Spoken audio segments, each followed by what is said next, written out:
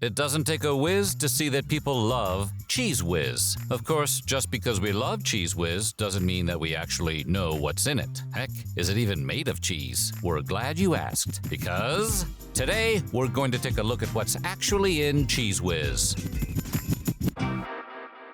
But before we get started, be sure to subscribe to the Weird History Food channel. After that, please leave a comment and let us know what other dips and sauces you would like to hear about. Okay, we're off to see the whiz. In case you are unfamiliar with it, Cheez Whiz is an orangey yellowish cheese-like goo produced by the crafty folks at Kraft Foods, which is now technically the Kraft Heinz company. Debuting on supermarket shelves way back in 1952, Cheez Whiz can be used as a sauce, spread, or topping for just about any kind of food you can imagine, or enjoyed on its own, if you're a real hero. It's sold in glass jars and shouldn't be confused with Easy Cheese, which is that spray cheese which comes in aerosol cans. Now you know the difference, even if the Blues Brothers didn't. You give me my Cheez Whiz, boy? Cheez Whiz has long been popular in America and is now a common topping for snack staples like hot dogs, french fries, corn chips, and pretzels. And with a quick Google search, you can also easily find recipes for dishes like a Cheez Whiz frittata, chili cheese dog egg rolls, or stuffed crust pretzel pizza, all made with whiz. It's also a must-have ingredient if you're going to make a genuine Philly cheesesteak, which raises a philosophical question. Is a cheesesteak still a cheesesteak if there's barely any real cheese on it? Because while Cheez Whiz did once contain a good amount of real cheese, that was a really long time ago. Today, Cheez Whiz, which is officially a cheese dip according to its label, likely contains no more cheese than the 51% required by the Federal Trade Commission. And even then, it's not really cheese as you think of it. One former Kraft employee compared the flavor of the present version to axle grease, although it's presumably easier to spread on crackers. Kraft officials insist cheese is still the primary ingredient in Cheez Whiz, but they won't say how much is in there. And cheese doesn't actually appear on the ingredients list, although Kraft insists that all of the component ingredients that make up cheese are included. So what does appear on the list? Things like milk, canola oil, maltodextrin, sodium phosphate, salt, lactic acid, mustard flour, and, among other things, Worcestershire sauce. Cheese culture is included on the label, but that's just a bacteria that plays a key role in the cheese-making process, and not something you'd want to put on a footlong. The main ingredient in Cheez Whiz is actually whey, which is the liquid that cheese curds release during the cheese-making process. But it's just in the recipe to give Cheez Whiz its consistency. The truth is, Cheez Whiz is mostly oil, salty flavorings, preservatives, and chemicals to control its color, thickness, and texture. In fairness, they spell cheese with a Z, so we shouldn't be expecting farm-fresh dairy here. But long story short, Cheez Whiz technically doesn't contain any real cheese at all. It contains processed cheese, and that is something very different. In a cheese-dipped nutshell, processed cheese is cheese containing additives. Those additives typically include, but are not limited to, things like salt, sugar, oils, unfermented dairy ingredients, food coloring, and various emulsifying agents. And thanks to all of that other stuff, processed cheese can come in a bewildering variety of tastes, textures, flavors, and colors. Your average hunk of processed cheese usually contains somewhere in the neighborhood of 50 to 60% cheese in it, with Cheez Whiz likely weighing in on the lighter end. Processed cheese was invented in Switzerland by Walter Gerber and Fritz Stettler in 1911. Inspired by various qualities of cheese sauce and fondue, the pair mixed some melted Emmentaler cheese with an emulsifier called sodium citrate and found that the emulsified cheese sauce that resulted could be made solid again. Just 5 years later, a new method for halting the maturation of cheese during processing would be patented by one James L. Kraft. Yeah, that Kraft. Thanks to innovations like these, the stage was set for processed cheese to ooze across the surface of the earth for decades to come. Despite being only technically partially cheese, processed cheese has a number of upsides. For one, its shelf life is a whole lot longer than cheese made by conventional methods. Processed cheese also has meltability, which means it doesn't separate when it's cooked, and heating doesn't alter its taste or texture. As a result, it can be used in a vast array of recipes that simply wouldn't work with unprocessed cheese. For the robber barons of the world, processed processed cheese provides a number of manufacturing advantages as well. For example, processed cheese is easier to produce with a consistent taste and texture. It's also much cheaper to make,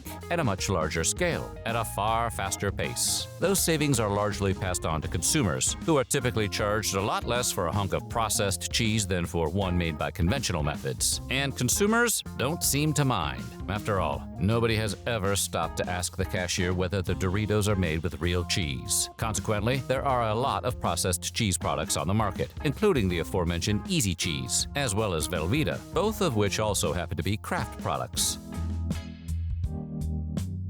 The history of Cheez Whiz actually begins with the aforementioned James L. Kraft. Born in December of 1874 in Ontario, Canada, Kraft moved to the U.S. in 1903 and started a door-to-door wholesale cheese business, as we've all considered doing at one time or another. Business wasn't so hot at first, but Kraft held on, and in 1909 he was joined by his brothers, renaming the company J.L. Kraft and Brothers Company. It's not the most imaginative name, but they were focusing all their creativity on the cheese game. By 1914, they were selling 31 different varieties of cheese, and in 1915, they would invent the processed cheese they patented in 1916. They would then sell 6 million pounds of that processed cheese to the U.S. military for use in World War I, presumably to feed the troops, though we can't rule out the possibility they were working on experimental cheese weaponry. In 1924, the company became the Kraft Cheese Company and went public. The next few decades would see a host of mergers and acquisitions that would set Kraft on the road to being the corporate giant it is today. And in 1950, they would introduce their now trademark pre-sliced American cheese slices under the name Kraft Deluxe Processed Slices, later to be renamed Kraft Singles, like a fun dating site. Kraft Singles were a massive success, and it was James Kraft's desire to further cash in on that success that led to the development of Cheez Whiz. Took a while, but we got there. After he saw how well Singles did in the US, Kraft set his eyes on the British market, and the British were known to enjoy a snack called a Welsh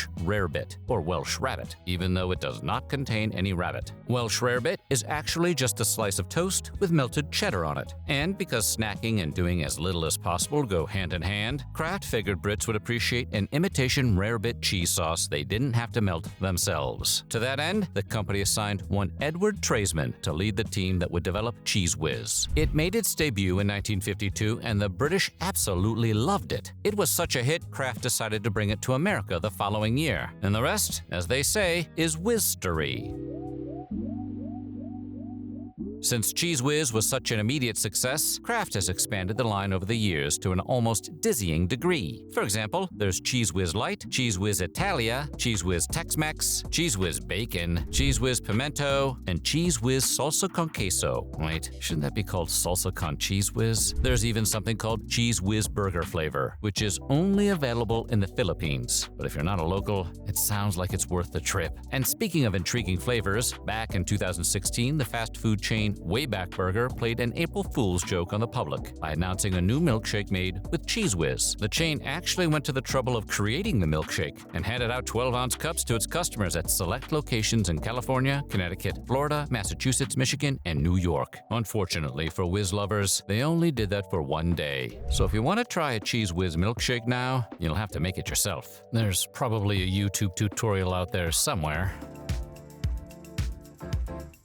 Finally, we turn to Cheez Whiz's influence in the sphere of American politics. That sounds like a joke, but when it comes to cheese, we are always serious. Cheez Whiz once arguably changed the course of American political history. But to understand that, you need to understand the Great Philly Cheesesteak debate. You see, just like champagne can only be called champagne if it was made in that specific region of France, there are those who believe it can only be called a Philly cheesesteak if it's made with Cheez Whiz. Otherwise, it's just a steak sandwich with cheese on it you may or may not be ordering in Philadelphia. This is by no means a universally held opinion, and there are plenty of great regional takes on the Philly cheesesteak that use other types of cheese. Furthermore, the original cheese associated with the Philly cheesesteak when it first became popular in the 1940s was provolone. Cheez Whiz didn't become the standard until after the product made its debut in the US in the 1950s. Today, you can order one by simply asking for a whiz, and ordering a Philly cheesesteak with any other kind of cheese can be considered a major faux pas. Former Senator John Kerry learned that the hard way when he ran for president back in 2003 and stopped at Pat's King of Steaks in Philly to order a good old-fashioned Philly cheesesteak in front of reporters and cameras, like a normal person. It was all going well until Kerry ordered his cheesesteak with Swiss. This was essentially the same as asking for one with Raisin Bran on it. Kerry was ridiculed for his lunch order failure in the media, with one prominent local food critic citing it as evidence of an alternative lifestyle. While he did manage to eke out a win in Pennsylvania, it was way closer than initially predicted,